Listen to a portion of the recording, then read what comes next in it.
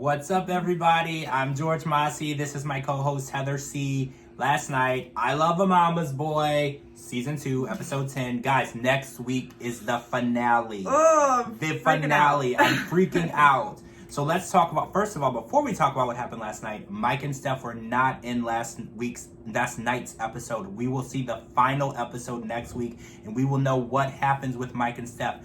Is Mike going to join her in LA? We do not know. The suspense is killing us. Let us talk about what we did see last night, though. Tia, Theus, and Carolyn. So Carolyn has decided, with her health deteriorating and her rehabilitation of her knee surgery, it is best for her to move in with Theus. Theus is apprehensive because they literally just had a conversation. Well, Tia and Theus literally had a conversation about boundaries. And he said that he was going to scale back on things with his mother. Moving her in would be the complete opposite of that. So he brought home a slice of cheesecake to soften the blow. And surprisingly for all of us watching, Tia handled it very, very well. There must have been something good in that cheesecake. Yeah. She didn't raise her voice. She didn't even seem upset. She said that she was apprehensive, obviously, about the situation, the living situation, and how things will be because of Carolyn's way of taking over. But she also did not dismiss the situation. She was open to it. So this is making me believe that she is becoming accustomed to the way things are. And I don't know if that's good or not. I mean, I think this is a good step in the right direction. I think it's coming down to, because she had mentioned, she's like, I really don't want to cancel my wedding. And I think she's like trying to look at the long-term goals. Like, obviously his mom isn't going anywhere. And if she didn't live there, he spends all his time with her anyways. So I kind of like think she might be at the point where she's like, okay, I have my man, I have a roof under my head. Nothing really is changing because he's still going to be the same way. And, I mean, good for her. I know sharing your space with an in-law is a lot. With anyone. Especially when there's like two females in the house, two males in the house, and they're both strong, opinionated people. So let's just see how this pans out. But good for her. This is a good step in the right direction for their relationship. I'm happy to see that you guys are in agreement and things are in accord and you're happy. And yeah. We hadn't seen that earlier in the season, and I'm hoping that things continue. So let's talk about Matt, Kim, and Kelly. So Kim has exited the chat. She is now in Austin. Mm-hmm. And Matt and Kelly are back in California, and the communication has died. Kim is not taking Matt's call. She is not calling him. And Matt knows that something is up. And Kelly also said that she is a very good reader of people and knows that something is awry. Her words, not mine. And she's actually right. Kim revealed to us that she has gotten to Austin. She is with her new closest friends that she actually knew before she moved there. And she is realizing that the life that she was living with Matt and Kelly might not be worth it. And she's now realizing her worth. And this may possibly be the end of their relationship. I mean, I definitely think that this is a good time for her to go off and do her own thing and be in her own head. They always say sometimes you just got to let somebody go to see if it's meant to be or not. I really think that Matt has a lot of maturing to do. I mean, even though he's older and he's, got a job and all that stuff, that's not really what I'm talking about. I'm talking about the fact that even though he's close with his mother, he kind of puts his relationship with her on the back burner. Yeah. And, even though Kelly should be number one, that is his mom, Kim should be number one in his slot too. I think that he should know how to balance the both. And there is a lot of Kelly. There's a lot of Kelly to take in. And she can't even celebrate stuff alone. She can't even go to the airport alone.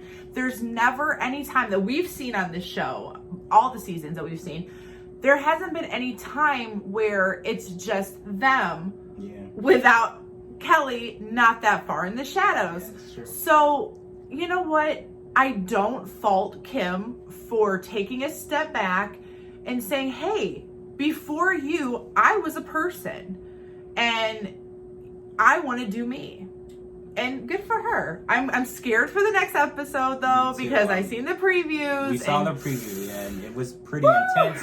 The F-bomb dropped and it was a lot of tension. Yes. And we do know next week they will, Matt and Kelly will be in Austin and there will be a meeting between them. We will see what happens. So let's talk about Brian, Tracy, and Jane. So Tracy finally tells Brian that her and Jane have concocted a plan. I want to call it. It was called Operation Jane Time. Yeah. And she's on a dating app, and she actually has a date lined up. And Brian reacted very, very negatively to this. He was actually angry almost, and he referred to it as the devil's work. He did not like what Tracy was doing. And it really got me thinking. I was like, what if Jane has been single this whole time because Brian doesn't feel anyone is good enough for his mom and he's pushing them away? What if we've had this all wrong? What if Jane is around because Brian wants her there and it's not because she's being overbearing in any way? I definitely think that it might be how he is pushing her towards. Like, I think if he's just kind of like, hey, mom, want to do this? Hey, mom, come join my family and do this. She doesn't really have a lot of time for herself. She doesn't have a lot of time to go out there.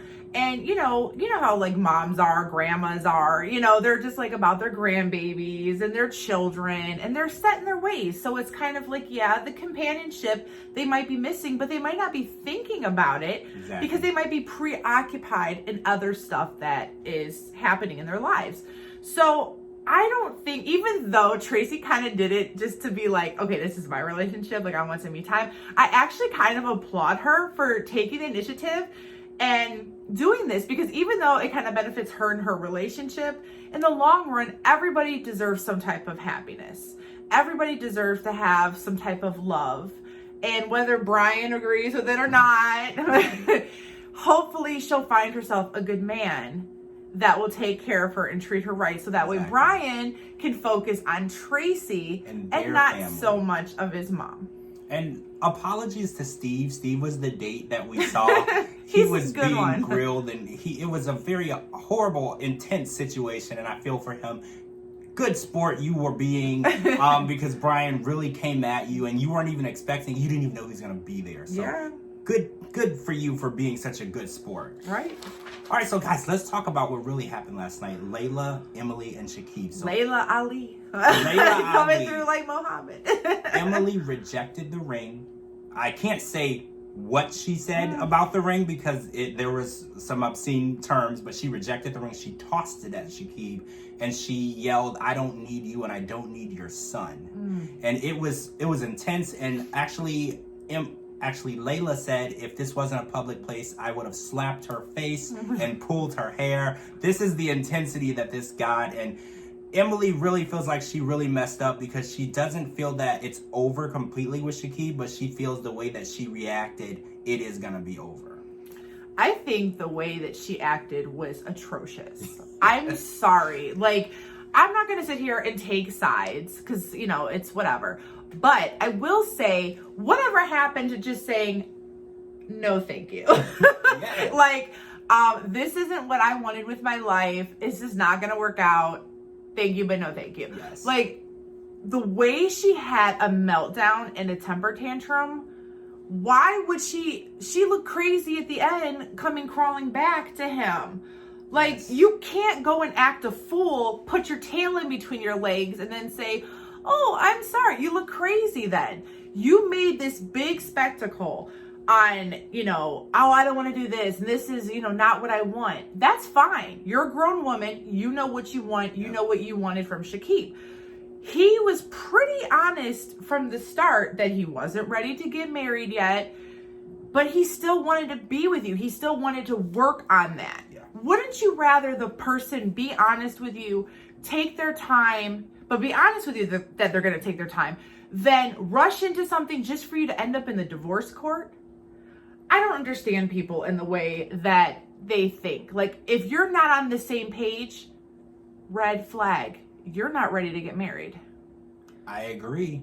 And it's going to be very difficult because in the preview for next week, Layla is closed off to the idea of anything happening with Emily. And Emily is coming around and trying to apologize for her behavior, and Layla wants no part of it because she felt if you love my son, you would accept anything he gave you because love doesn't, I don't want to quote J-Lo, but love doesn't cost anything. It doesn't cost a 10-carat ring. Love is just love. And unfortunately, that is not what Emily showed to Shakib.